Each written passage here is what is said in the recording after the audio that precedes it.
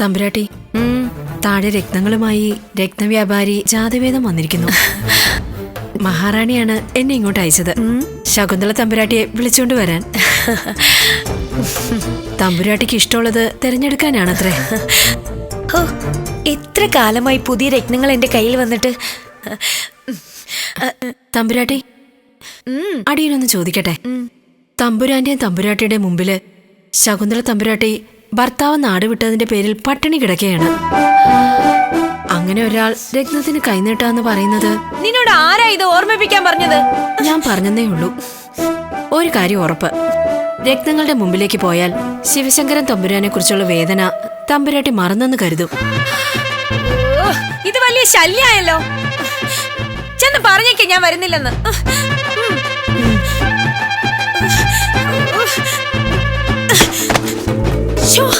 അത് നഷ്ടപ്പെട്ടു.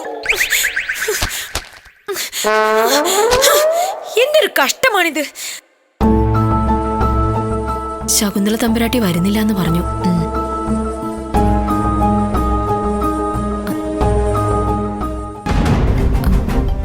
ജ്യേഷ്ഠത്തിക്ക് നല്ല സുഖമില്ല. ഒരു കാര്യം ചെയ്യാം, ജ്യേഷ്ഠത്തിക്ക് വേണ്ടി ചിലത് ഞാൻ തന്നെ തിരഞ്ഞെടുത്തോളാം. ആയിക്കോട്ടെ. ജാതവേദൻ ഞാൻ പറഞ്ഞത് മറക്കില്ലല്ലോ. കാലതാമസം വരുവാനും പാടില്ല. ഭഗവതിയുടെ കഴുത്തിലണിയിക്കാൻ രത്നങ്ങളിൽ തീർത്തൊരു ഹാരം, അത് മറ്റൊരിടത്തും ഉണ്ടാവാത്തതുമായിരിക്കണം. അതുപോലൊന്ന് പിന്നെ ജാതവേദൻ നിർമ്മിക്കാനും പാടില്ല. ഏറ്റെടുത്തിരിക്കുന്നു തമ്പുരാൻ. അധികം വൈകാതെ എത്തിക്കാം. ഭഗവതിയുടെ കീർത്തി നാടെങ്ങും പരക്കുമ്പോ അതിലൊരംശം ഈ ജാതവേദന ലഭിച്ചോട്ടെ. അങ്ങയുടെ പക്കൽ രത്നങ്ങളും ആഭരണങ്ങളും ഒരുപാടുണ്ടല്ലോ. രാജ്യാതിർത്തി കടക്കുന്നവരെ സേവകരെ കൂട്ടിനയക്കട്ടെ. ഞാൻ എന്തിനു ഭയക്കണം തമ്പുരാൻ? അങ്ങ് ഭരിക്കുന്ന ദേശത്ത്, ദേവി മഹാമായ നിറഞ്ഞാടുന്ന ഈ ദേശമംഗലത്ത് ഒരു ആപത്തിനെയും ആക്രമണത്തിനെയും എനിക്ക് പേടിയില്ല തമ്പുരാൻ. നല്ലത്. എങ്കിലങ്ങനെ ആവട്ടെ. അമ്മയുടെ അനുഗ്രഹം അങ്ങേക്കുണ്ടാവട്ടെ.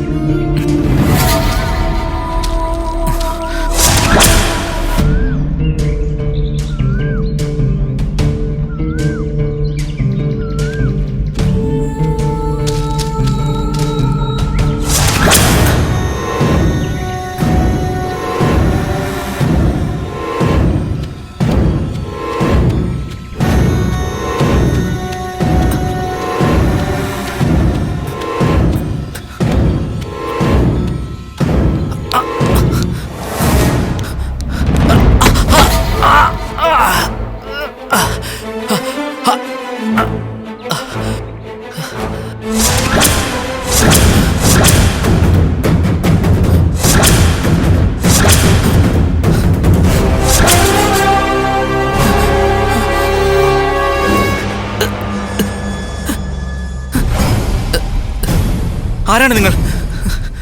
കയ്യിലുള്ള രത്നങ്ങൾ മുഴുവൻ തന്നിട്ട് ജീവനും കൊണ്ട് പോകാൻ നോക്കാം.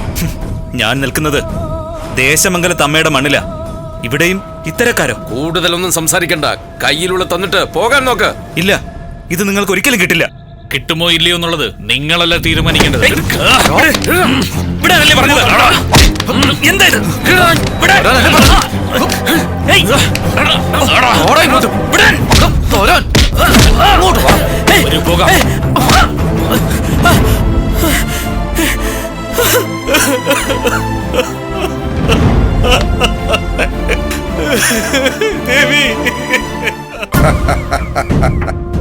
മന്ത്രിമുഖ്യ, ദേശമംഗലത്തമ്മയുടെ ചൈതന്യമുള്ള നാട്ടിൽ രക്തവ്യാപാരി ആക്രമിക്കപ്പെട്ട വിവരം എല്ലാ നാടുകളിലേക്കും അറിയിക്കാനുള്ള വ്യവസ്ഥ ചെയ്തില്ലേ? എല്ലാം ഏർപ്പാടാക്കിയിട്ടുണ്ട് തമ്പുരാൻ. നേരം പുലരുമ്പോഴേക്കും എല്ലാ കഥകളും നാടായ നാട് മുഴുവൻ പരന്നിരിക്കും. ഇതുവരെ ദേശമംഗലത്തിനെ കുറിച്ച് അപദാനങ്ങൾ പറഞ്ഞിരുന്നവർ ഇനി അപമാനത്തിന്റെ കഥകൾ പറയും. രത്നവ്യാപാരി ആക്രമിച്ച സംഭവത്തിൽ സുന്ദരരാജൻ അപമാനിതനാവുമെന്നതിൽ മന്ത്രിക്ക് വല്ല സംശയമുണ്ടോ? ഒരിക്കലുമില്ല. ഒരു മോഷണം നടക്കുമ്പോ ആ നാട്ടിലെ മോഷ്ടാക്കളെയല്ലേ തിരയുക.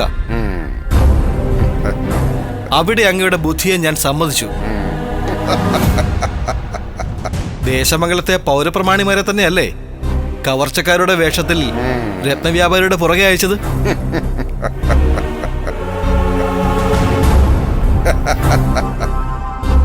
പക്ഷെ പറഞ്ഞേൽപ്പിച്ചവർ ഒരു കാര്യം പൂർത്തിയാക്കിയില്ല. ദേശമംഗലത്തെ മണ്ണിൽ വെച്ച് തന്നെ ആ രക്തവ്യാപാരി കൊല്ലപ്പെടണമായിരുന്നു. എങ്കിലേ സുന്ദരരാജനെതിരെ ജനരോഷം ഇളകൂ.